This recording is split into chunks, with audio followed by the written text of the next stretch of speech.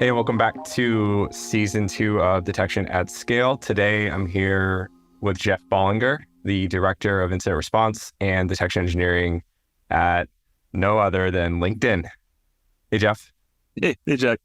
How are you doing? Oh, not bad. Doing pretty well. Pretty well. I'm really excited to talk with you today. You got a raving referral from one of our prior guests, Matt from SAP. So really excited to jump in and learn a little bit about your journey, learn a bit about how you think about things like threat intelligence and incident response and logging and pipelines and all these like really hard problems that people are trying to solve. Sure. Yeah, looking forward to chatting. So I'd love to just start with a basic question that's not security related. I'm a big reader and I'm just curious, like what's a good like non-technical book that you can recommend to the audience? I've been trying to make my way through this book called Behave. It's like the biology of humans that are best and worst or something like that. It's a professor of neuroscience, among other things, Robert Sapolsky at Stanford. And it's just a fascinating book. I mean, it is technical, but it's not computer technical, right? It's like biology technical. But it's just a fascinating look into the biological evidence for like why we make decisions and why we do what we do. And really, the reason that I got it was because it tries to get at the core question of, does free will exist? Which has been, a question that philosophers have been asking forever, right? Anyway, it's a fascinating question to me. The decisions that I make, are they really my decisions, or is it some kind of causal determinism that's, led me to where I'm at this moment? So anyway, it's a fascinating look at it. I recommend that book. It's pretty good. Pretty disturbing, but good. Yes. So what's your opinion? Do you think that we make our own decisions? I want to believe that we do, but after reading this book, I feel a lot less confident in that assertion. I definitely feel like there are a lot of deterministic things that are part of our life that just like, I don't know. I'm not so sure. I like to think that I do think free of my own accord, but there's a lot of biological processes going on that I have no idea about, right? So it's a really weird. So no, I don't think we do have free will after reading this book. Cool. Well, tell us a little bit about your journey in security. You've had a really interesting background. You've had a really successful career. So we'd love to just start at the beginning and kind of go to what you're working on now at LinkedIn. Yeah, well, it goes way back to, what was it? The old Y2K, right? At the time, I was a student at the University of North Carolina, and they were looking at preparing our computer systems for the inevitable Y2K bug that was going to melt down the planet, right? And so we spent a lot of time doing kind of compliance, checking around, inspecting systems, trying to figure out like what is actually going to work, setting dates forward, all sorts of things that you would do then. After Y2K came and went, they were like, hey, what do we do with all these computer technical people that we had? And we realized maybe now's a good time to start looking at information security, right? We don't really have anything going on, right? So at the time, I was like one of the, I guess, first or second person on the UNC information security response team. We kind of built everything out, like all of our IDS, all of our, security monitoring, everything, vulnerability management, all that stuff. So I got a chance to try a little bit of everything in the security world early on. So I went from there, kind of worked there for a while. Finally got my foot into the door at Cisco, working in the TAC, so doing customer support for all the security products, which was a huge trial by fire. I learned a ton about VPNs and AAA and all kinds of stuff, right? It really prepared me technically for the future. And then finally, the job that I had always wanted, which was to be on the security team at Cisco, on the CERT team there. And that was like 2003, 2004-ish. And so I joined, I was like number 7 or 8 on the team, grew it to like a 60, 70 person team over the years, did all kinds of technology deployments all over the global company, traveled the world, met a ton of people, like really got deep into cybersecurity at that point. And it was great. So I ended up going on from there as an investigator, kind of managing the investigations team for a while. And in fact, I managed the SOC team, the investigations team, worked on both of those teams. And then eventually, after a long time working there, I decided it was time for a change and moved over to LinkedIn. And here at LinkedIn, I'm helping to rebuild their threat detection incident response team here. So I've been here for now, I think 3 years, working on that. And it's been great. What do you think are like the big shifts that you've seen in your career from a technology perspective? Because you've been in the game since the early 2000s, and both the cloud environments and everything has evolved so much since then. So how do you think about those like big evolutionary points in time? And do you think that we're at one right now? I think a lot of people have said this before, but like the computing and technology is, in my opinion and experience, it seems cyclical, right? Like, some of the things that we're seeing now are not unlike some of the things that we saw in the past, right? Like people used to call it grid computing, right? And now it's called cloud computing, right? And like there is a slight difference there, but like back in the early days of like university research networks, right? Like Internet 2 and all that, there was a ton of like proto cloud stuff going on there, right? But it wasn't really called cloud until the kind of the commercial space got their hands on it. So So I think that kind of stuff does happen. And then, yeah, I mean, as far as right now goes, clearly all anyone can talk about right now is generative artificial intelligence, right? So I think it must be at an inflection point because no one can really stop talking about that. But thinking about it, I was going to mention this to you that the other day I was getting my car inspected, right? Safety inspected. And I was sitting in there and on the TV, there was like some old TV Western that came on, right? I don't know what show it was, but the premise of the show was that these bandits effectively were going to rob a train. And in order to figure out when and where to rob the train, they set up a wiretap on the telegram, right? On the actual telegram. So the tap, tap, Morse code sort of thing. And it blew my mind because I was like, I never thought about like a wiretap, first of all, being a physical tap, even though of course that's what it is. But the fact that like the telegraph system goes back to like the 1820s, right? And people were intercepting messages for the purposes of crime, right? Back in that point, right? So thinking about that and then thinking about how in my generation, right, in the early 2000s coming in, right, we were super focused on network security, right? What IP's talking to what host, right? What ports are they talking on, right? Those sorts of layers, those sorts of things. In my mind, we've kind of just gone up the stack throughout the years, right? So if you think about that train robbing, incident, that's just purely layer one on the OSI model, right? They're tapping the physical wire. When you get up to like the 2000s and all that network security, we're at layers 3 and 4, right? We care about IP and TCP and DNS, right? Today, we're building networks where we have Kubernetes clusters that have an IPs. Every application has an IPv6 address that it might only ever use one time, right? In fact, it almost makes the address irrelevant, simply there for the purposes of routing and communications, right? So that's what I've seen is a shift up the stack over time about where we monitor for things, right? Today, I could argue that the networking and all that has become commodity, right? Whereas back in the day, you had to understand everything. You had to be a CCIE, right? To be an expert networking person. Now, as you click a couple of buttons on your favorite cloud provider, and you've got a network set up, a virtual network, right? You don't have to do any really troubleshooting or thinking in that regard. Now, I'm obviously oversimplifying it for a large scale, right? But at the point here that I'm making is that we've commoditized all the lower layers such that now we have to kind of monitor at a higher level. And that's kind of where I'm seeing us moving as an industry. So on that topic, do you think that our approach to monitoring is also moving to a higher level versus like a more atomic level? I actually do. And in my mind, that at the peak of that kind of pyramid is really the person, right? The human aspects of it, right? So like we can do a lot technically to monitor at the various layers, right? From physical all the way up to like application layer. And that's where we're going. And that's really where things are, right? Like we don't think about things in terms of being on your network. I'm thinking about being on your website or your web app or your phone app, right?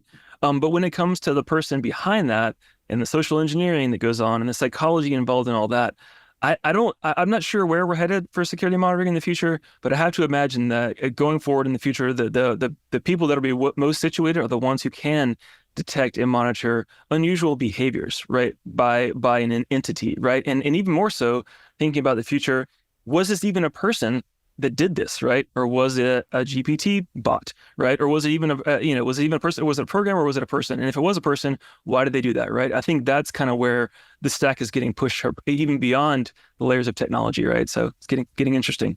I want to go a little bit deeper on this one. So you're talking about the higher level order of monitoring, thinking about, is this entity a human? Is it a machine? Is it Gen AI code? Whatever else it may be.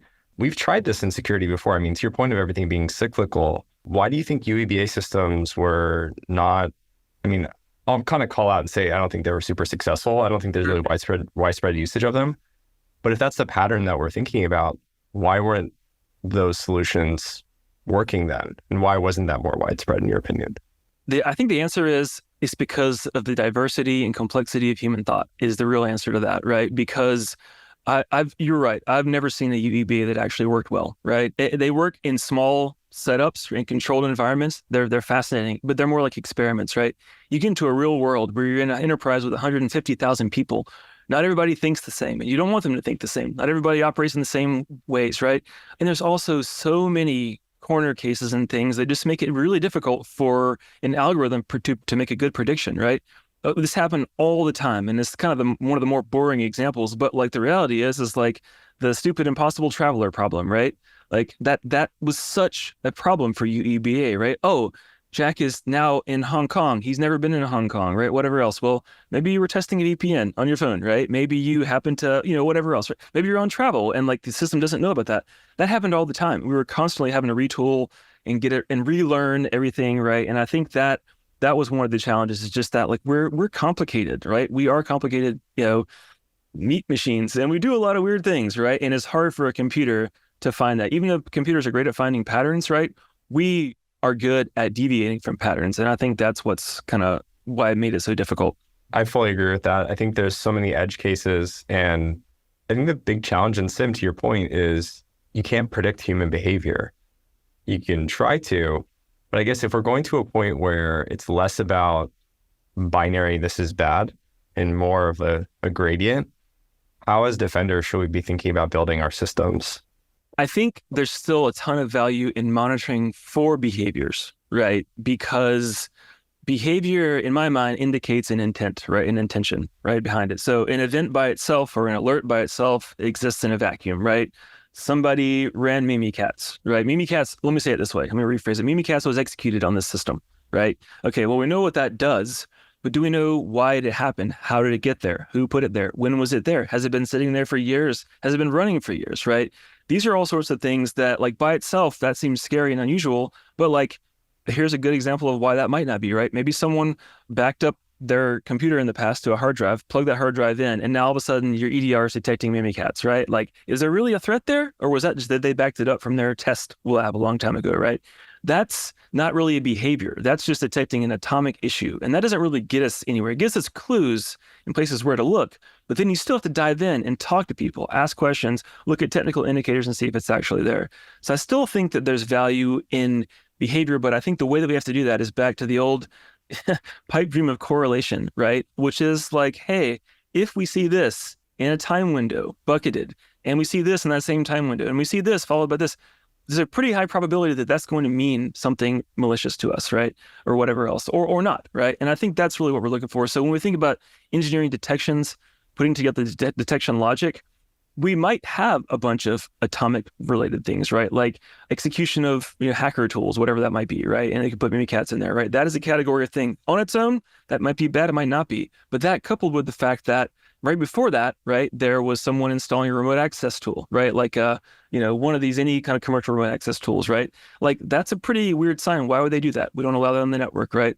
Before that, there was a bunch of weird emails going on, right? So you get the idea that our strategy has been to define what we as close as possible to the attacker objective, right? As a behavior, we detect the logic in there, and then we add that logic together to look to kind of form a behavioral pattern. When that behavioral pattern is recognized, then we have an incident, and only then do we have an incident. Up to that point, we just have data.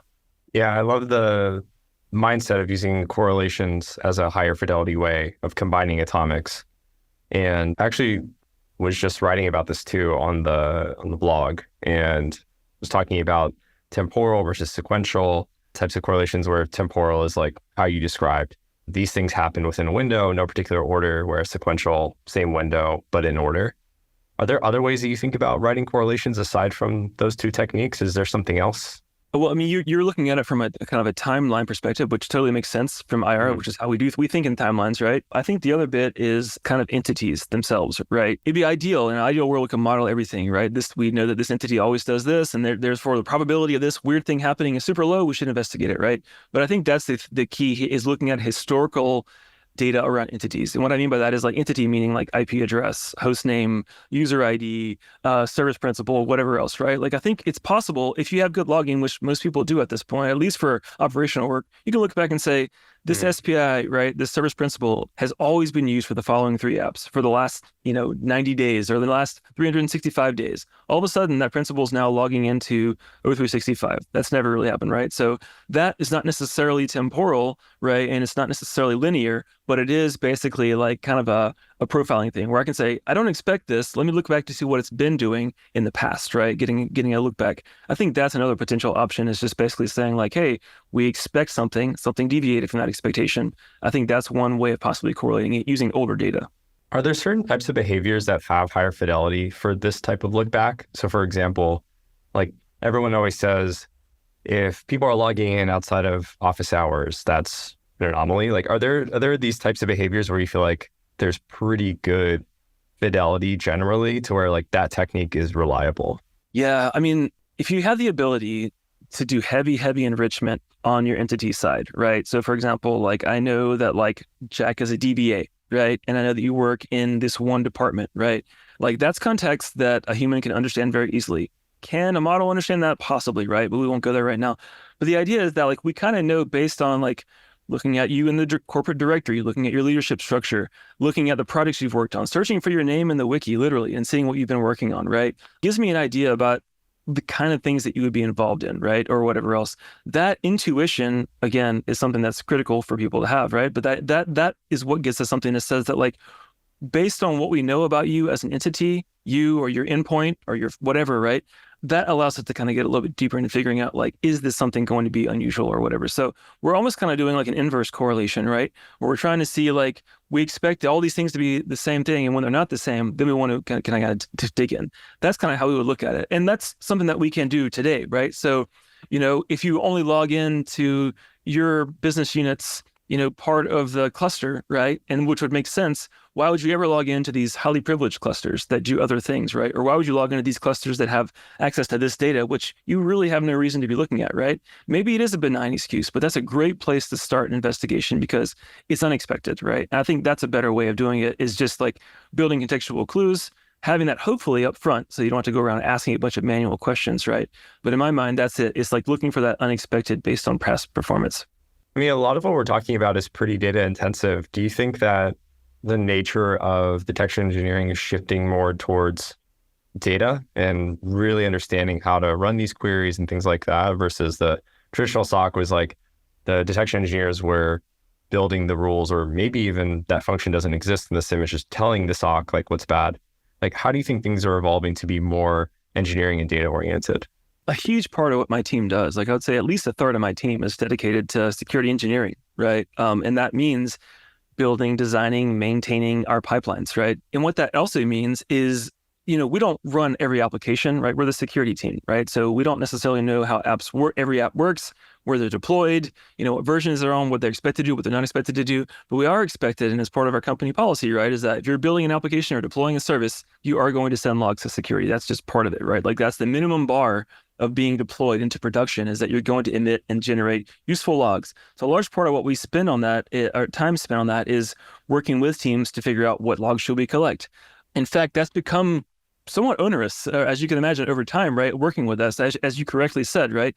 So one of the things that we're working on actually this year is what we're calling our zero touch log onboarding. And really what that means is, right, if you're developing a product or, any kind of software, right, at our company, you get to emit a log. That's part of it, right? You emit your log, it goes to a streaming bus. We use Kafka, of course. It's really big at LinkedIn. And then we can pull your data in from there. But like, what if you're using, I don't know, Rust, right? And you're emitting some kind of unusual thing, or you're not sending out logs in JSON, or you're sending your logs in YAML or whatever, right? Like there's all kinds of different possibilities of things that can mess up our parsing and in our ability to actually execute on that data. So one of the key things really there is giving people the opportunity to run through a questionnaire that says, does your data do this? Does your data do that? Putting in a sample of their log, what it might actually look like, and actually using, and here's what I would say is a more practical usage of like something like generative AI is we can take that, right? And say, hey, we took this sample of your log data and this looks like authentication data to a particular service, right? We can based on this field and this field and this field, we expect this would be happening, right? Is this correct? You click yes, cool. Now you're part of our authentication schema, right? You get this schema. We're using OCSF, which is the Open Cybersecurity Schema format, I think. And so what that means is that it's very highly extensible. There's a ton of optional fields there that you can incorporate, and there's also a lot of like basic fundamentals. We do spend a lot of time getting people on that data. And this year with our zero touch, you upload a sample, it figures out where you fit into that. It gives you the schema. And as long as you're generating logs into that schema, we don't have to actually interact with you. You can simply get your logs pointed to the right stream and we'll start pulling it in, right? That's kind of our idea. So we have spent a lot of time on that manually, and we're hoping this year to really automate a lot of that data collection because, as you said, it's a huge part of our job. Are you giving guidance as well on the types of logs that security should be getting? Or is it more of a dumping ground and you, as the receiver or the subscriber to that data, you determine, okay, this is a debug log, I'm going to drop it? Yes, absolutely. So I think a lot of people have made that mistake. I'm no stranger. I'm not innocent of saying, let's just get everything and then figure it out later, right? I think that was a common refrain that people did when Sims and all this kind of data lake idea came out.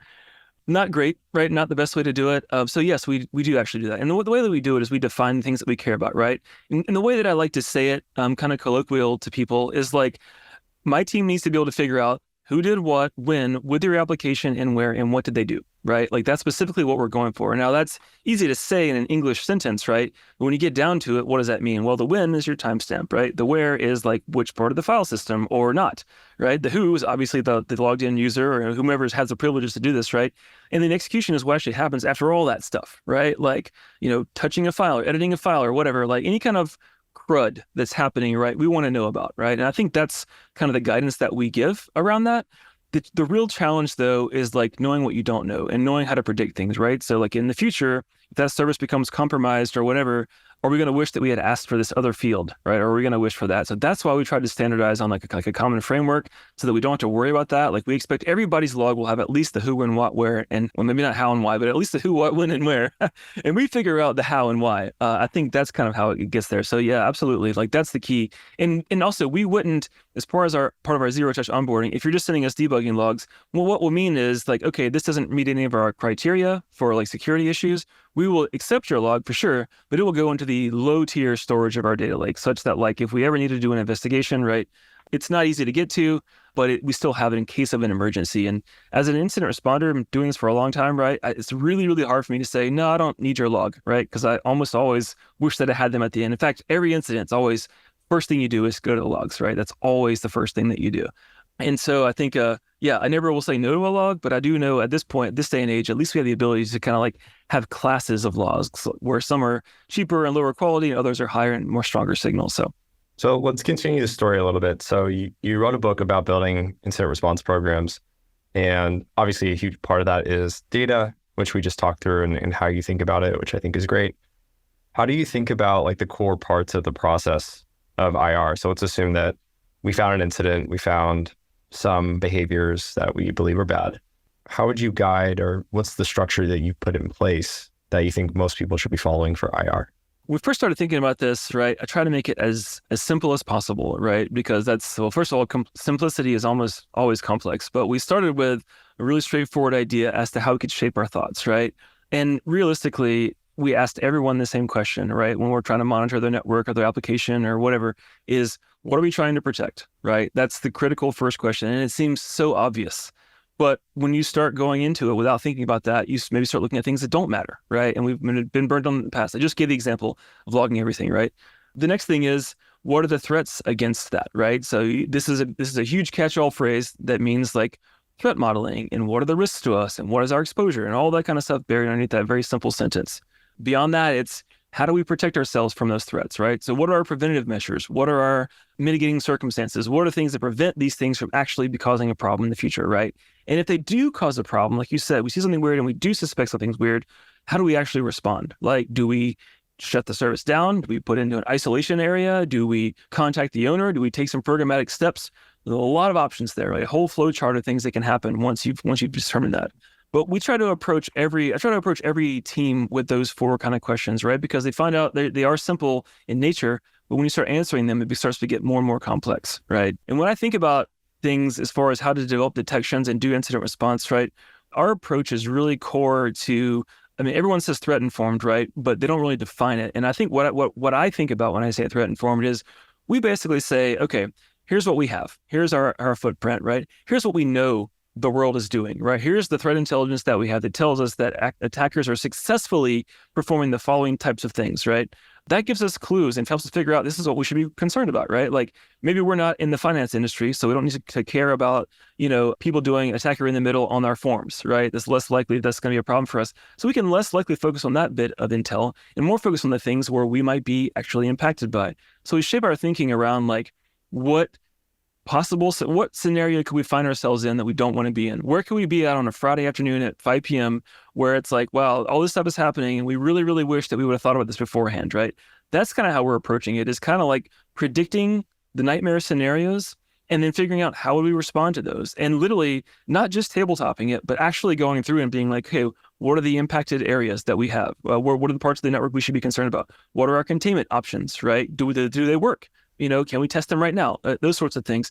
I think that's really kind of how we've attempted to approach our strategy, is just building out these scenarios, nightmare scenarios, and thinking about what would I like to have in the heat of the moment or afterwards, right? And that actually has kind of like changed it a lot. Whereas before, I think a lot of folks are still doing this, and I used to do this as well, right? We're chasing down things like, oh, we've got to have 80+% of MITRE ATT&CK coverage, right? And that's great. It's really good. You feel good that you have coverage on all those techniques, right? But do you have coverage on the entire chain of everything that's happening? And you think about it as a funnel, right? Where at the end of the kill chain is, act on objective, right? That's like the payload of what the attacker's doing. I like to start from that. Start from the last part of the kill chain and work your way up the funnel. And I actually did this. If you draw it out on paper, right? Action on objective is with one item, right? Exfil, destroy, embarrass, whatever it is, right? But then when you go up that funnel, it's well, how did you get to that layer, right? Well, there's 4 different ways to do that. You get up, there's now 10 different ways. Now you're finally up to initial access.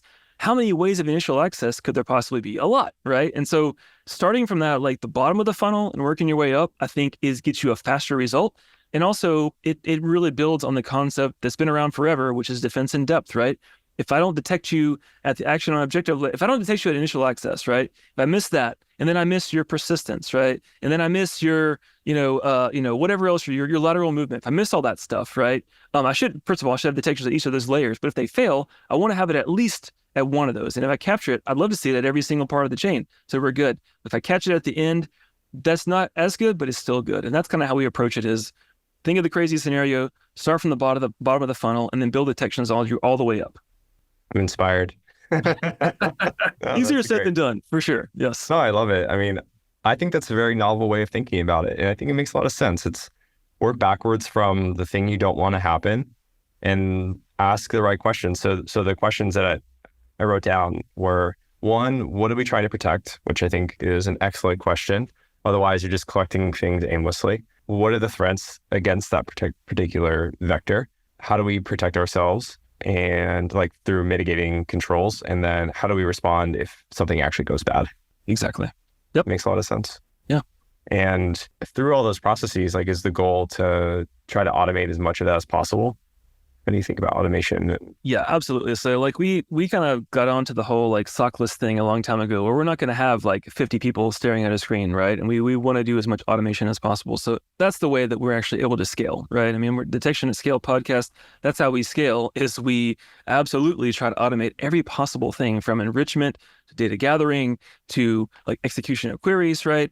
Really, the only thing that we haven't automated is the fact that someone needs to review all the automations, right? Here's a dossier that was put together on a particular series of events. I need you to use your human intuition, your knowledge, your reading between the lines, your contextual clues, and your subject matter expertise on the technologies, as well as your knowledge of the company, to make a determination and deliver a verdict, whether or not we need to investigate further. Is this a benign positive, or is this a real thing that we need to be involved in, right? I think that's really our key approach, for sure. And automation, I don't know how there's no way we could scale to what we're doing it now without having some sort of automation in place. I mean, absolutely not. We need that AGI, man. Come on. Yeah, just tell me the answers. Just tell me where all the bad stuff is, right? Reviewing the computers. Exactly. Yes. Bots talking to bots all the way down. Exactly. So the last topic I want to pick your brain on is around CTI and incorporating that into this entire automated SOC list process. So what are your recommendations for taking threat intelligence and actually using it in effective ways? It's a loaded term, people use it in different ways, right? I mean, obviously it's, and it's a completely different definition depending on who you talk to, right? I've talked to people in the military and they have a whole different view on it than we do, right? In the cyber world. But I think the first misconception to clear up around it is that threat intelligence is simply, loading up a ton of indicators of compromise into your systems and hoping you find it, right? I think that's that's a naive approach. There's nothing necessarily wrong with that, I don't believe, but I do think it's not really, it's a very elementary approach to that, right? That, and that is something that we absolutely do, but that's simply automated as part of our enrichment pipeline, right? So entity comes up in an alert, it gets enriched. Is there any threat intelligence indicators about this that we've received from partners or developed on our own? If so, tell my investigators about that, right? So that's kind of how we approach that part of it, but that's really just an atomic component, right? That may be useless minutes after it's determined, right? So We don't put a ton of stock in that. Mainly it's just to help deliver context for the human analyst, right? So really what we're trying to look at is more about the tactics and techniques. I think that's more of a closer way that we're looking at it. And like tactics and techniques exist, okay, regardless of who uses them, right? So we can already list out them all. We already know, right? We have Miter to help us with that. We already know what those are. But what really matters is less about like the fact that those things exist, right? Like Kerber roasting, for example, right? We know that exists, But what really matters is, do we know of motivated threat groups that are capable of doing this, number one? And beyond that, are they actually willing to do that against us, right? Are we a potential target? Are they opportunistic? Are they looking for the low-hanging fruit, right? Like, okay, I'm going to hack whoever has the most open bucket, right? Or the most whatever. Or are we really targeted, right? And being targeted by some external entity? I think those are the things that we take seriously and we try to understand. And that's how we determine where to put our investments, right? If we know that attackers are going to start hitting us here, this is where we start looking first, right? And that's how I view threat intelligence, is basically just figuring out, like, you can't do security by yourself in a vacuum, right? Like, yeah, we can build an awesome wall, right? But we didn't realize that the enemy has, tunnels, right? Like that kind of thing. And I think that's what in threat intelligence is really all about, is figuring out, like, what are the ways in which we could actually be exploited? Again, back to that nightmare scenario, what do we not want to happen? And then we trace our way backwards from that. And then that gets us to the answer of who it is, which is less important than how they do their thing, right? And I think that's kind of why we get there. I don't necessarily care too much about the who, right? I mean, it does matter contextually in some situations, of course. But the reality is like, okay, we know that this group does this. They're good at this part. We are weak here. We should be investing more in that area, right? That kind of thing. That's how I like to think about threat intelligence, is really just actual attacks that happen in the real world. What can we learn from that? How can we be more resilient as a result of it? That's my how I like to look at the intelligence integration. I really love that you called out tactics and techniques and called back to what we were talking about on building a good IR process. It's all about the context versus blanket threat intel matching blindly on anything. I think that's really powerful. And it goes back again to this concept of intentionality with everything in your detection program, right? If you're going to create a rule, you're going to create a correlation, there should be a reason behind it, and it should be relevant for your company versus just turning on everything from a particular vendor or from some random list that you saw, because it may not apply and it will probably take you down the wrong routes.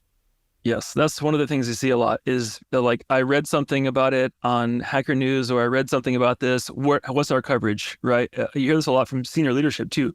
What do we need to know about this XZ Utils supply chain compromise, right? What do we need to know about that? How are we affected by that, right? Like, we already know we're going to get asked that. The moment we find out about that the first thing we start doing is, okay, what's our exposure? What's our coverage? Do we have this? That's the first thing we do, because I can already predict someone's going to call me later and be like, what's our exposure? Even if it's 3 days later, right? So I want to have an answer for that. And I guess that's the other part of threat intelligence too that's important, is like, I don't think you can really run an effective incident response team or a SOC or a security response team in general without having some part of your day or some person's time dedicated to threat research, right? And I don't mean like, setting up a lab and like, doing double blind studies. I mean, just like knowing what's going on, right? Like I would be shocked if successful people in our industry didn't spend at least a few minutes a day looking at what's in the news, what's happening, right? Looking at their favorite security sources, right? That's a big part of it as well. Like, I don't want to come in on Monday and not knowing about the XZ Utils thing from Friday, right? And then being like, cool, what we got on the, what's happening today, right? Like, I don't want to be out of touch, right? And I think that's a big part of it too. Also, we don't want to be caught surprised, right? I mean, another example would be like, you look at, it was a recent 0-day in a VPN server, right? Like, I don't want to find out about that after it's under active exploitation. I want to know about that CVE the moment that it drops, right? Anything that's that remote code execution that's trivial, we should know about, right? And that's a part of threat intelligence too, is just having a collective understanding about where we're at from a threat landscape perspective as a team, right? That's a big part of what we're doing, even if we're not affected by it, right? And that's part of it too. This attacks the financial sector, right? Well, we're probably good, right? We don't have to worry about that. I think those are other critical things, is just trying to be pragmatic based on the information that you have. That's a real core part of it. Where would you recommend that people go to stay current on a lot of the things happening in industry? At this point, there's so many. I mean, back in the day, it was like mailing lists, right? Bug track and all that stuff, going way back. But today it's ubiquitous. There's so many amazing blogs out there. Substacks, right? Of course, LinkedIn, there's a huge security community on there. If you want to head over to X, there used to be a pretty thriving community there, although a lot of them have moved to Mastodon. But really, you find people in the industry who kind of know what they're talking about, and you can kind of figure that out every time. And you follow them, and they tend to either talk about novel things or at least reference them when they come out, right? And that's kind of how I tend to do it, is stay on top of that. I'd love to have I don't know what the modern equivalent of an RSS feed is, but I'd love to have a constant scroller of tell me what things are going on. But honestly, that would just be distracting. There's too many things now to keep up with. So yeah, that's tricky. All right. Actually, I lied. There's one more question I have for you. So in this mindset of stockless, do you think that AI is going to take most of the analyst work in the next 2 to 3 years? I don't think so. And there's a couple of reasons why. At least not the generative AI, right? Which is the current hype right now. And the reason why is, well, there's a couple of reasons, right? Generative AI is really good at statistical synthesis, right? We know what's based on this, all these features pointing to a certain thing. I mean that this is the most likely scenario, so I'm going to put this out there, right? There's a super high probability that this is what I'm supposed to be answering, how I'm meant to answer it, right? But again, it's all based off of what it's been trained on, high quality or whatever quality data, underlying training data that it uses, right? Has to be a big part of it. We've already seen so many examples of bias introduced by that, right? Other problems. So I think when it comes to that, you're going to have a lot of trouble because you have to have good underlying data. Now that's going to get better. Things are going to get better. They're going to be better. And I think the AI agents will be capable of figuring out things from lower quality data. But what they don't have, and we need to get there, is really the contextual situations, right? There's just so much nuance in how humans operate, from the most minute body language to how someone sounded on the phone when I talked to them, right? When I asked them a question, right? To what behaviors did they do afterwards, right? Did they start deleting evidence? Those are things that, is the AI going to know about that? Does the AI agent, was it aware that you recently had a layoff, right? And now everyone is stealing data out the front door, right? And that's why this is happening? Or is this a backup, right? I think there's the contextual bit. There's also the intuition. I think I mentioned intuition earlier, and that's a core part of what, makes humans so valuable in this world, is that we have suspicions, right? And we suspect things, and we can't put our finger on why that happens. We don't know why we feel weird about this. The AI doesn't feel anything, right? It just looks at the signal that it has and processes it. And in a perfectly rational world, that makes perfectly rational sense. But we are not living in a perfectly rational world, right? And that's why I find that we're still going to need people to use their intuition and be yeah, this probably isn't bad, but let me just double check to be sure, right? And also adaptability as well, another piece that humans have that AI doesn't, right? Oh, we totally changed how we do this stuff. Cool, let's retrain the model. Okay, how long is that going to take and how much is it going to cost us, right? Versus hey, let me have an hour-long, teleconference with my team and tell them, hey, here's how we're doing things now, right? Or here's a new approach, right? That adaptability and being able to cool, we got it, right? Any questions, I think is really, really valuable and something that makes humans super, super good at this. And then my most controversial take probably is the creativity aspect, right? I saw something recently. It was a discussion or a debate around can generative AI be creative, right? And we generate images with it, we generate text and all that, right? My personal perspective on that is that that's not creativity. That's not creating things. That is aggregating components of things, statistically putting them together and then generating something, right? That's not really creating, right? That's like me saying, I read a bunch of recipes, right? And I made some food based on the recipe that I saw, right? Using the same ingredients in the same proportions, right? That's not really being creative. Yeah, I made food and yeah, it was whatever. But the reality is I wasn't inspired to come up with that. I didn't inspire to come up with that idea. And I think that's the core part of it here is we can be creative with our solutions, right? Oh, the attacker deleted all the logs. Okay. Well, before they deleted them, where were they, right? Where did they get in that? Is there some other part of the network that they were in? Or, oh, did they delete this log that they forgot about, right? Or whatever else. Or did they know that when they deleted their logs, we actually have an agent that detected that log getting deleted, right? That kind of stuff. So those are things that I think that the ability to be creative, and trust me, when you're on a hands-on keyboard situation where you have attackers on keyboard on the other side of you, I don't really want to wait around for a bot to tell me what to do, right? I want to have someone that I trust who knows what to do, who understands that there's another person on the end of that, right? Doing the same thing. Until we get bot versus bot, I think our creativity is still going to get us a long way as far as detecting bad behaviors. So no, I don't think we're going to be replaced by that. There's definitely a place for generative AI in the SOC, 100%. I mentioned it earlier, but I think as far as actual analysis goes, we still haven't beat the people's brain yet. I love the spicy takes. I'll take it. Jeff, this has been a really amazing conversation. I want to end with 3 pieces of advice that you have for folks building their detection engineering and IR programs. It depends on the scale that you're at, right? And if we're talking like in a smaller group, right, I think it's a little bit simpler, right? Because again, your threat profile is smaller.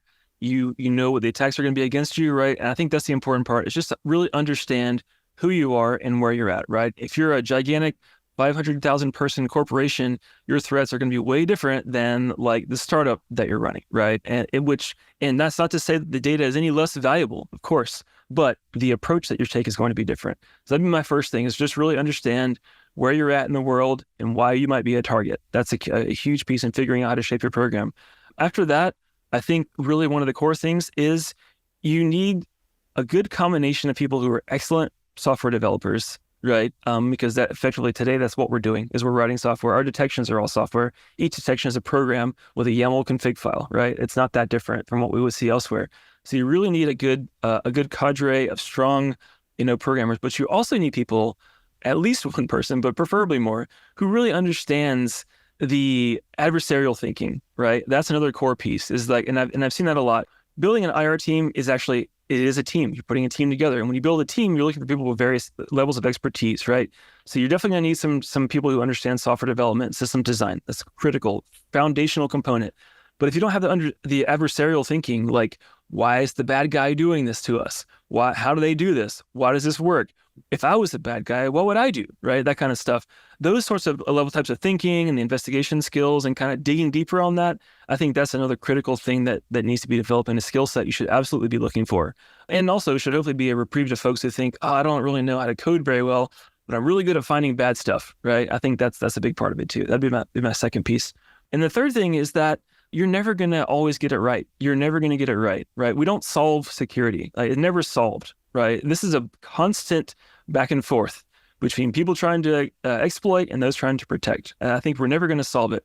So keep that in mind, that like at the end of the day, if and when you're compromised, right, it was, I won't say inevitable, but the fact is that the odds are stacked, right? And this is an ongoing battle. And the best thing that we can do is make the attackers' lives harder, make the attack more expensive. And if we can evict them as quickly as possible, we should be doing that. But I just think everyone should realize that like there is no perfect security. There's no way for us to detect and block every single possible attack. And the reality is incident response, or response is a past tense verb. We responded to what happened, right? So in part, it's always going to be that way.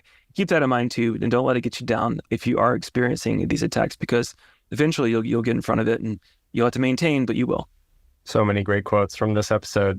Thank you so much, Jeff. And I just wanted to give you a chance to plug your team. Are you guys hiring? Are you looking for folks to join and grow the team? Where are you at? Yes, we did just open a new requisition on my team in Bangalore, India. So would love to have some attention onto there.